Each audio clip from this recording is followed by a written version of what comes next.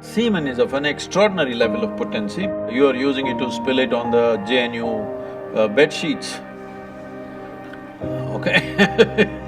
If that's how you're using it, well, that's your compulsion. We have a biology, we cannot put it under the carpet, it's there.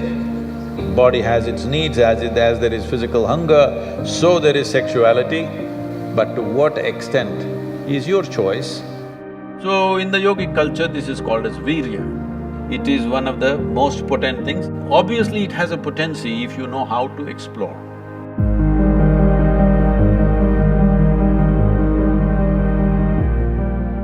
Namaskaram, Sadhguru. I want to know that when a student steps into college, all of a sudden he or she gets access to a huge amount of pornographic material which so far was off limits for him or her. And in the process, he or she enjoys that, and as we said, he or she experiences heaven on earth. But, and we even have nicknames for those people who overdo it. They masturbate.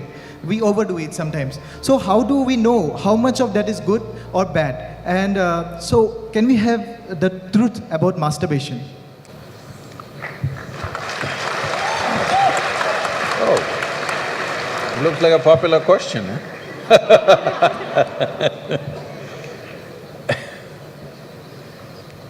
See, we have a biology, we cannot put it under the carpet, it's there. It's best we address it for what it is. But right now the problem in the world is, because certain religious institutions in the world took this attitude that the very biology of the human being is wrong, because of this, culture started hiding it under the carpet.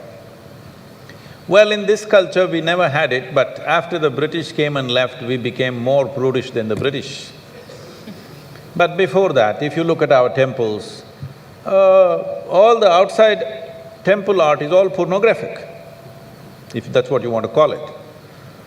But we don't call it pornographic, we are only talking about the various dimensions of human biology. Because we don't see it as wrong, but we see it as the periphery of life. If you stay there only, you will stay on the physical dimension forever, you will not explore anything else. So in the temple, always it's the periphery. You are supposed to look at that and understand it's the periphery of life and try to make an attempt to go deeper, but at the same time not to be in denial of it. Not to glorify it or not to be in denial of it is the most important thing. But in your college, watching these things on the whatever, your internet or whatever, people tell me that somebody told me, I don't know if these percentages are correct. When I was asking, what is the content? I was trying to understand the internet and its content, what is the real content on the internet? They're telling me, you should know, they're telling me 70% of the content on the internet is pornography. Is it so? Is it so? You must be the expert.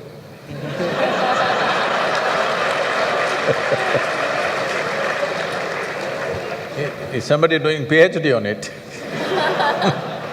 They told me 70%. I said 70% is unreasonable and sick levels of pornography. If it occupies a small percentage, it's okay.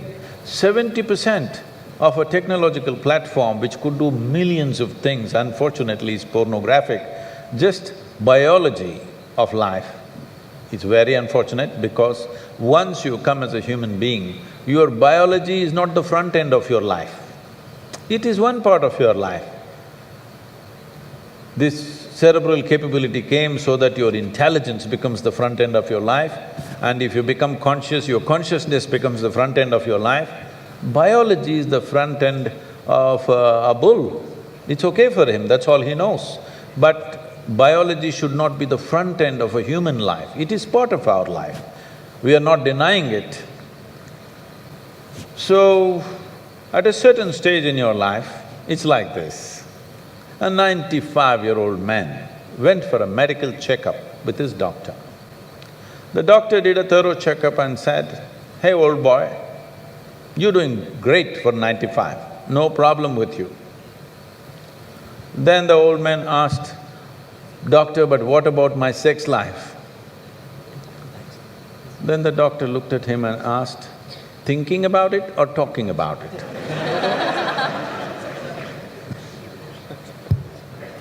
So at different stages of life, there are some times you only think about it and talk about it, there are some times you indulge in it. These are passing phases of life. How much of it is needed for you, you are the best judge. But at the same time, you came here not to explore your biology. At least you should have gone to MSc in biology. You shouldn't be wasting your time in a technological institute exploring biology. Does it mean to say you don't have biology, you don't have biological needs? You have, it's fine, but it must be on the periphery. It should not become the core of your life because it will reduce you in the sense.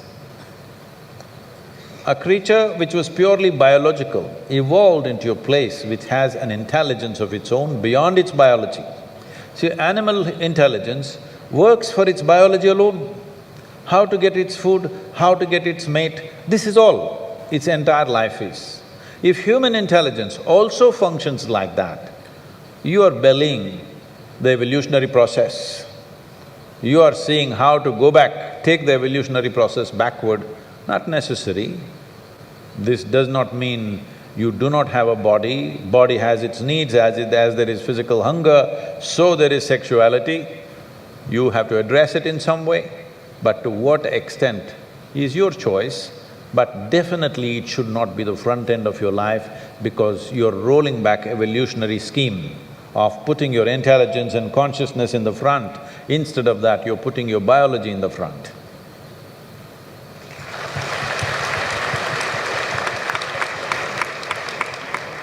How important is a man's semen for physical, mental and spiritual well-being?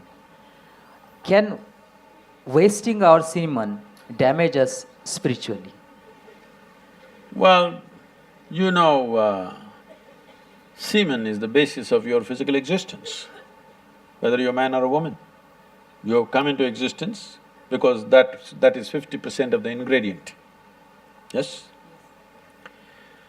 Well, we have skin, we have epithelial cells, we have hair, we have many other aspects of body, you know, heart, liver, kidney, so many things. All these cells are of a certain potency in their own way, but semen is of an extraordinary level of potency, it can create a whole new life. Well, today you can take an epithelial cell and do a lot of things in a laboratory and maybe we can clone you, all right? So the potential is here also, but it is not in the same dynamics as it is in a cell which you're referring to as semen. So in the yogic culture, this is called as virya. Virya also refers to what you call as vajra, which means stability, or diamond, which is the hardest thing. So in the human body, virya is considered to be like vajra. That means it is one of the most potent things if you know how to use it. Well, how to use it means you can use it to produce a child, that's one thing. Well, if you are… this question is coming because you are using it to spill it on the JNU bed sheets, okay? If that's how you're using it, well, that's your compulsion, you're doing whatever you're doing. This is not something to be judged morally, that's not the point, it's a question of what is the level of compulsion that one has. But anything in this body, can it be transformed into a different level of function? Absolutely. Not just semen, just everything in this body can be transformed. See, suppose I gave you all soup-making ingredients, same soup-making ingredients to every one of you. Do you believe all of you will produce the same soup? No. You will produce 500 varieties of soups, those same ingredients. That's all that's happened with us right now. All of us are fundamentally same ingredients, but see how different each one of us are. Different soups. Well, if I give you soup-making ingredients, either you can make a great soup or a lousy soup.